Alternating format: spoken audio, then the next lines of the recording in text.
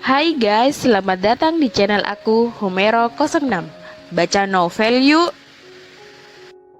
Dukung channel ini ya dengan cara klik subscribe dan jangan lupa like, komen, dan share sebanyak-banyaknya ke teman kalian ya. Selamat membaca dan mendengarkan. Alma, I Love You bab 14. Setelah mencoba semua pakaian yang akan mereka pakai, Al pun mengajak Alma pergi ke suatu tempat yang akan membuat Alma semakin bahagia. Al mengajak Alma ke kuburan kedua orang tua Alma. "Mas, kita akan kemana?" tanya Alma. "Ke tempat yang sangat indah dan tempat yang akan membuat kamu bahagia. Aku ingin membawa kamu bertemu dengan mereka," ujar Al. "Siapa mas?" tanya Alma. "Nanti kamu juga tahu sayang, ikuti saja mas," ujar Al. Mereka pun meninggalkan butik dan menuju ke area pemakaman. "Mas, kenapa kita ke sini?" tanya Alma. "Kita akan meminta restu kepada orang tuamu. Mas juga ingin berterima kasih karena telah melahirkan dan membesarkan calon istri Mas dengan sebaik-baiknya," ujar Al. Alma memeluk Al dan meneteskan air mata. "Jangan bersedih sayang, Mas ada di sini. Ayo, Mama dan Papa telah menunggu kita," ujar Al. Mereka pun pergi ke kuburan Mama dan Papa Alma. Alma langsung duduk berlutut di kuburan kedua orang tuanya. "Bu, ya, Alma sangat merindukan kalian. Bagaimana kabar kalian?" "Kabar Alma baik-baik saja, Pak. Bahkan sangat baik karena ada Mas Al di samping Alma. Dia yang menjaga Alma, mencintai Alma. Alma dan Mas Al kesini ingin meminta restu kalian karena kami akan menikah. Restui kami, Bu." "Ya," ujar Alma menangis di depan kuburan kedua orang tuanya. Al pun memeluk Alma. Al ikut berlutut dan meminta izin untuk menikahi Alma. "Ibu mertua, ayah mertua, saya Alteza. Saya calon suami anak kalian. Saya janji akan mencintainya seumur hidup saya. Saya akan membahagiakannya. Saya akan menjaganya. Saya janji tidak akan membuatnya menangis. Saya akan selalu bersama dan selalu berada di sisinya. Restui pernikahan kami berdua." Alma akhirnya mau menikah dengan saya. Terima kasih telah melahirkan dan membesarkan Alma. Semoga kalian tenang dan hutang Anda lunas dari dulu, Ayah. Saya ingin Alma tidak memikirkan masalah hutang lagi, ujar Al. Setelah lama melepas rindunya, Al dan Alma pun pulang. Di dalam mobil, "Makasih Mas, udah mau membawa Alma pergi ke ayah dan ibu.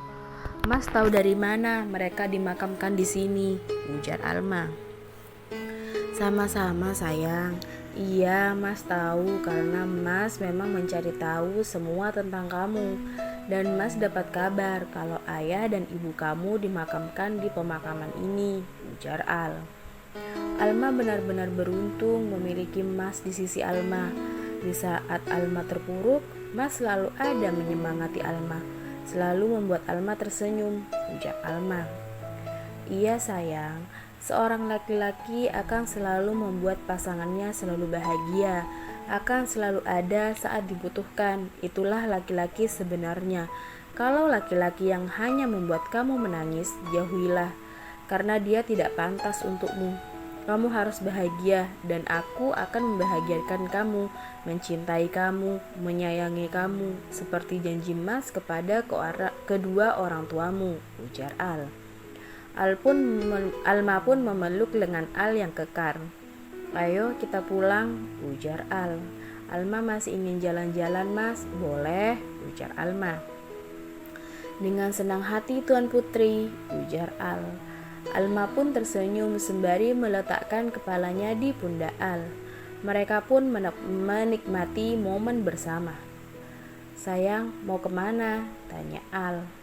"Alma boleh tidak membelikan anak-anak panti hadiah? Karena mereka sangat berarti dari dulu sebelum Mas datang di hidup Alma," ujar Alma. "Silahkan, beli apapun yang kamu mau sayang. Bahagiakan mereka. Kita harus bisa bermanfaat untuk orang lain. Kita harus membuat orang lain tersenyum," ujar Al. "Terima kasih Mas," ujar Alma lalu memasuki toko pakaian. Alma membeli beberapa pakaian, beberapa mainan, dan beberapa makanan. "Maaf ya Mas, Alma belinya sebanyak ini, kan anak panti di sana banyak Mas," ujar Alma.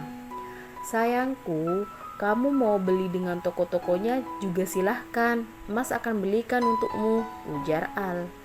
"Hahaha, nggak usah Mas, tokonya nggak bisa dibawa ke panti. Iya deh yang kaya raya," ujar Alma menggoda Al. "Mas bekerja keras dari dulu hanya ingin membahagiakan calon istri Mas nantinya. Dan itu kamu, apa kamu bahagia?" ujar Al. "Iya Mas, Alma sangat-sangat bahagia," ujar Alma. Dan mereka pun masuk ke restoran dan makan siang bersama. "Oh ya Mas, maaf nih ya sebelumnya. Selama Alma di rumah, Alma tidak pernah melihat kedua orang tua Mas. Apa mereka masih ada?" tanya Alma. "Ada sayang, mereka bercerai dan mereka telah menikah lagi. Mama ikut suaminya ke luar negeri dan papa dengan istri barunya ada kok. Dan memang kita jarang berkomunikasi, akan tetapi sesekali pernah hanya menanyakan kabar.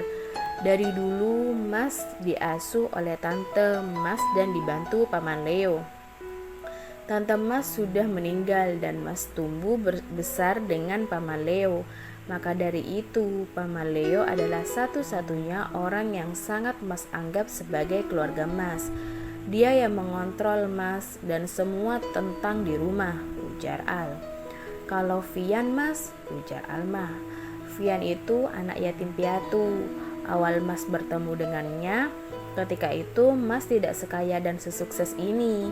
Mas pernah menderita dan kelaparan juga karena Mas pergi dari rumah saat orang tua Mas bercerai.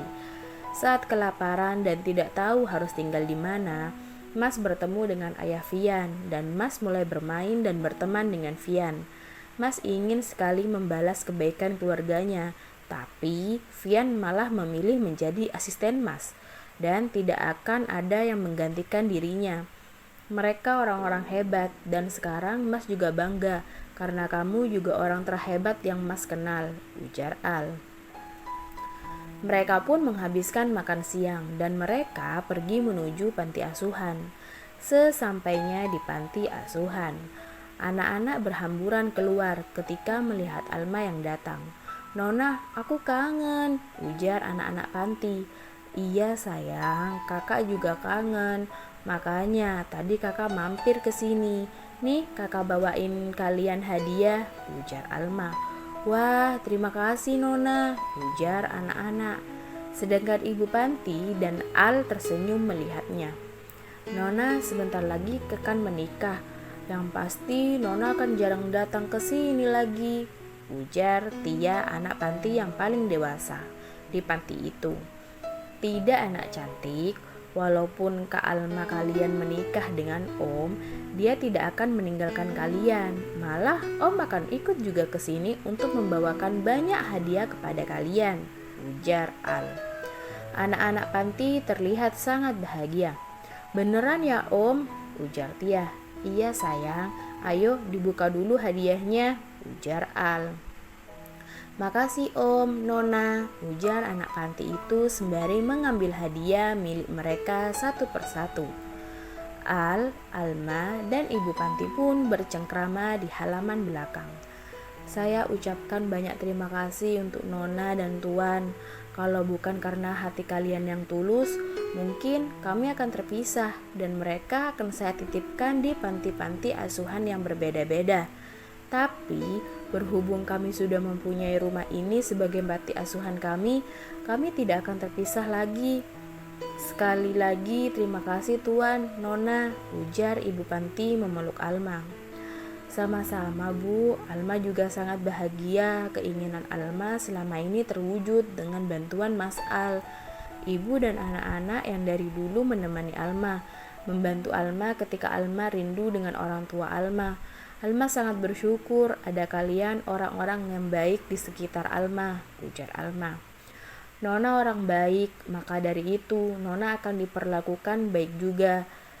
Dan Nona memiliki suami yang baik pula, ujar Ibu Panti. Kata suami saya, kita hidup harus bermanfaat untuk orang lain.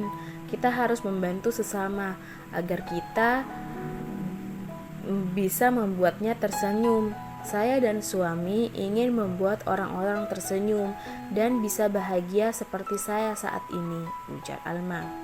Berhubung mereka di panti agak lama, maka dari itu Al mengajak Alma untuk pulang karena besok akan diadakan pengajian dan Al takut Alma kecapean.